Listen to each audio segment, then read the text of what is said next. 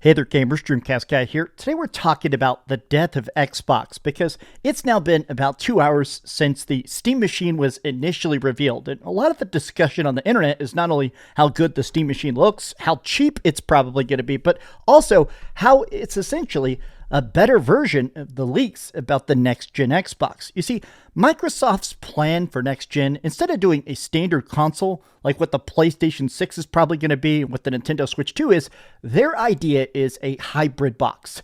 The next Xbox is going to be a console, but it's also going to sort of be like a mini PC. It's something that's going to have other storefronts. It'll have Steam and Epic Game Store and the Blizzard launcher and stuff, and probably a very hefty price tag. The fact that the Steam Machine is actually coming out sooner, cheaper, and possibly even with actual exclusives, it's very obvious that Xbox is sweating bullets. But now they've published a statement. Phil Spencer has just published a very odd statement that has people spamming him with cuck chairs. Let's get into it. Hi, hope you're having a great day. And if you could, please give this video a like and subscribe if you haven't already. Now, I will say that about 90% of Twitter right now is saying this thing is going to kill next-gen Xbox. A lot of people are saying that it's also going to make PlayStation panic as well. I actually agree with this statement. I think that PlayStation is in a more secure position than Xbox, obviously, since they do actually have some exclusives and some amount of market share. But Xbox, this is their next-gen entire plan. This is their whole vision, except quicker and, in my opinion, a lot better. But let me start with this. Let me just quickly say, look at all the cuck chairs. Look at all the, oh my God, all the memes. I want to look at the replies in a second, but let me start with this, right?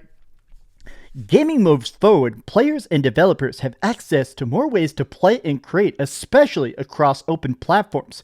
Expanding access across PC, console, and handheld devices reflects a future built on core choice, core values that have guided Xbox vision from the start. As one of the largest publishers on Steam, we welcome new options for players access games anywhere. Congrats on today's announcement. Now, a lot of people are straight up saying this. I think this is the best reply right on top. This sounds like Satya Nadella is making you say this or else you get fired. There's been a lot of talk that essentially Microsoft has just taken over Xbox. Apparently, Xbox for the first 20 years was essentially a freestanding entity. It ran on its own. It didn't have to be profitable. It just had to be out there and making good headlines. If it was getting awards, if it was selling systems, great. But you know, Microsoft was making so many trillions of dollars, they weren't really concerned about the profitability of what was essentially a rounding error. But now that they're doing all these billion-dollar acquisitions, now Microsoft has stepped in and said, Phil Spencer, why are you bleeding money? Why are you spending our money? And suddenly,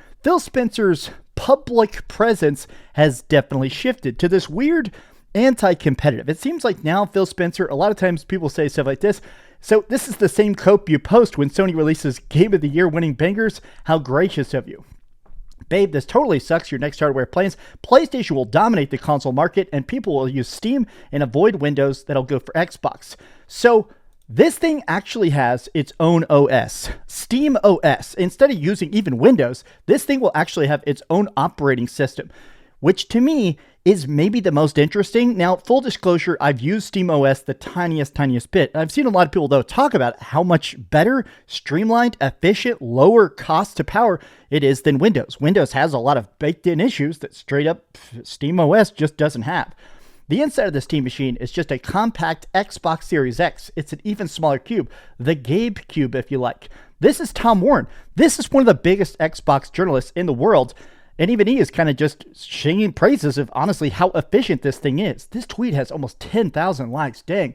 The new Steam Machine comes at a perfect time. Valve could truly make a huge impact on the console space at a time when competition is very badly needed. I fully agree with this. Also, might be a death sentence for Xbox. Timing is all interesting with all the leaks regarding allegedly an upcoming Half-Life 3 announcement. If they showed the Steam Machine and it has a Half-Life 3, I mean, it's going to be the biggest thing of all time. But going back to his tweet here, I just think it's funny that a lot of people are really kind of pointing out how much Microsoft has just made it so Phil Spencer has given up. Phil Spencer is just in a point where he truly does not care. He doesn't want Xbox to win. He doesn't care if Xbox dies. He doesn't care about next-gen Xbox. It's very obvious, right? Phil, the problem is communication. See how everyone loves and trusts Valve? Clear communication and commitment. That's how your brand becomes likable and profitable. That's the problem with Xbox. We can't trust any news and announcements because Phil Spencer has gone on record lying again and again and again. It's just 4 games. We're not going multi-platform. We're just trying to do over here. These acquisitions are all about exclusives.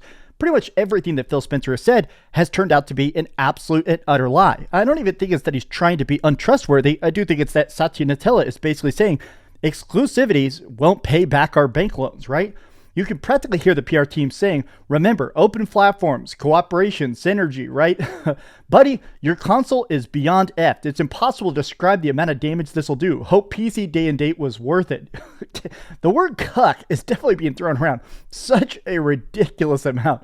Bill saying Steam beat them to the market with a better option. Oh my gosh.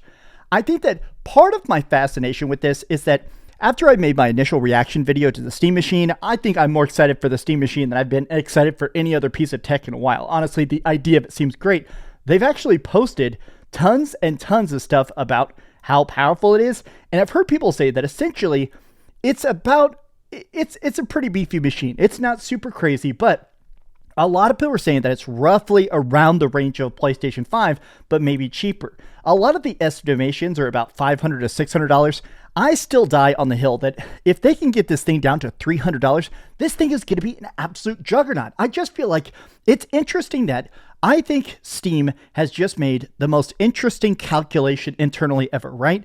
There is sort of a market cap on people that can build a PC. If you've built a PC, I've built a PC. There are a lot of people that are willing to do that. Obviously, it's not that difficult. It's Legos. You snap it together. You get a hard drive, you get a motherboard, you snap it all together, right? But there are a certain amount of people that just don't understand even how to buy a pre-built. It's still a little bit vague to them. They understand how to game on a PC. They've probably gone to like an internet cafe or use a PC for work. But when you tell them, okay, here is you having to make a PC, there's some people that just can't do that. I think this is a new way to tell people that don't know how to build a PC, that don't know how to buy a PC, honestly, how easy PC gaming is, and honestly, how cheap PC gaming is. The more I play stuff on Steam, Steam games go on sell more for deeper discounts. A lot of times, the extra mods, the community feedback, the multiplayer, the free multiplayer. Steam is interesting because in a lot of ways, PC gaming has a higher upfront cost, but it's cheaper in the long run. And this is interesting because in a lot of ways, this finally removes the only barrier that exists, that upfront cost. Cutting it down to $500 is absolutely insane. Xbox could not possibly be more screwed. And I honestly want to say this, Sony, it's time to drop the price. If you don't start thinking about how to make that PS5 cheaper, yeah, you're going to have some real competition in 2026. But these have just been some off-the-cuff thoughts. How do you feel about the Steam Machine, and how do you feel about the impact on Xbox? Tell me your thoughts in the comments down below. And if you enjoyed this video, be sure to give it a like, subscribe if you haven't already, and please keep dreaming. Oh my God, I'm so excited for the Steam Machine, man. Oh, I'm so excited for the Steam Machine. Thanks so much for watching that video. If you want to see something else, you can always click this link to see what I put up last, or, subscribe and see what's coming up next. Also, I promise that whatever I do, it'll try not to suck.